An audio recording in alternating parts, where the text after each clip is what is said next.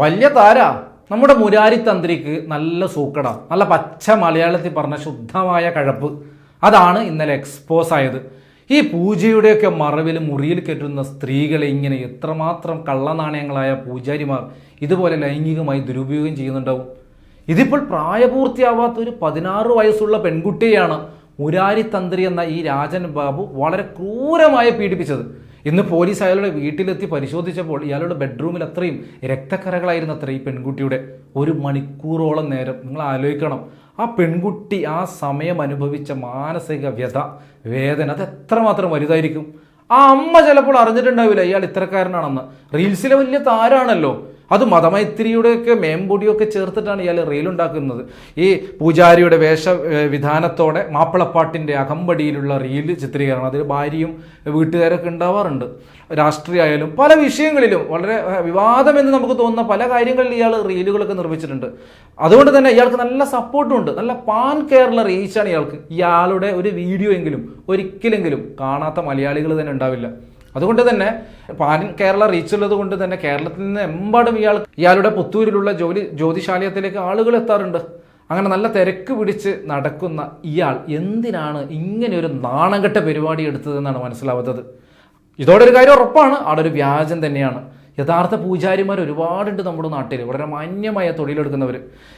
ഒരാഴ്ച മുമ്പ് നമ്മൾ തമ്മിലെന്ന് പറഞ്ഞ് ശ്രീകണ്ഠൻ നായർ 24 ചാനലിലെ ശ്രീകണ്ഠൻ നായർ നടത്തിയ പരിപാടിയിൽ ഇയാളുണ്ടായിരുന്നു. അയാളെന്ന് പറഞ്ഞൊരു ഡയലോഗ് ഇപ്പോഴും ഞാൻ ഓർക്കുന്നുണ്ട്. എൻ്റെ കബഡിപ്പലയ്ക്ക് മുന്നിൽ വന്ന ഏതൊരാളുടെ പ്രശ്നവും കണ്ടെത്തി ഞാൻ പരിഹരിക്കുമെന്നൊക്കെ വലിയ വായിലുള്ള വർത്താനം. അയാൾ പരിഹരിക്കാൻ പോകുന്ന പ്രശ്നങ്ങൾ എന്താണെന്ന് ഇപ്പോൾ ജനങ്ങൾ കണ്ടല്ലോ.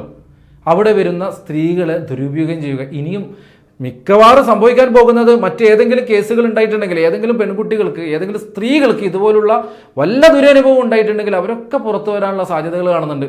ഇയാളുടെ പേരും പ്രശസ്തിയും ഒക്കെ കണ്ട് പല ആളുകളും ഇതുവരെ പറയാതിരുന്നതായിരിക്കും. അതുമാത്രമല്ല, ഇയാളുടെ ആഡംബര ജീവിതം, ഇയാളുടെ പഴയകാല ജീവിതത്തിനെ കുറിച്ചൊന്ന് പരിശോധിച്ചാൽ ഇയാൾ ഒരു ഓട്ടോ ഡ്രൈവറായിരുന്നു.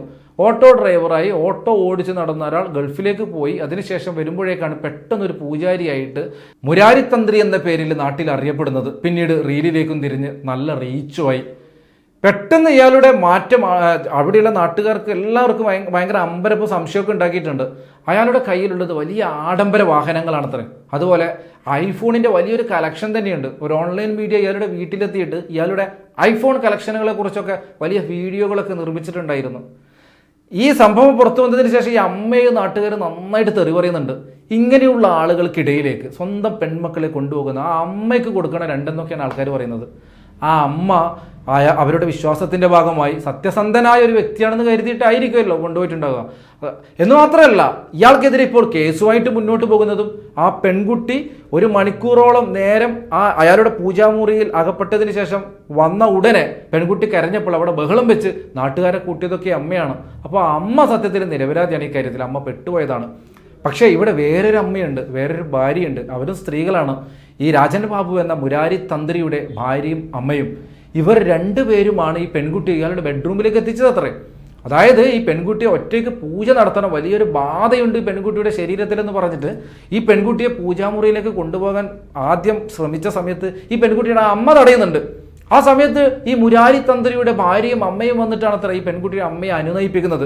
ഇതൊക്കെ ആവശ്യമാണ്, ഇങ്ങനെയൊക്കെ ചെയ്യണം എന്നൊക്കെ പറഞ്ഞിട്ട് പൂജാമുറിയിലേക്ക് കൊണ്ടുപോവുകയാണ്. ഏത് പൂജാമുറി? ഇയാളുടെ ബെഡ്റൂമിലേക്ക്. അവിടെ വെച്ചാണ് പെൺകുട്ടിയെ ക്രൂരമായി ലൈംഗികമായി പീഡിപ്പിച്ചതെന്നതാണ് പുറത്തു വന്ന വിവരങ്ങൾ.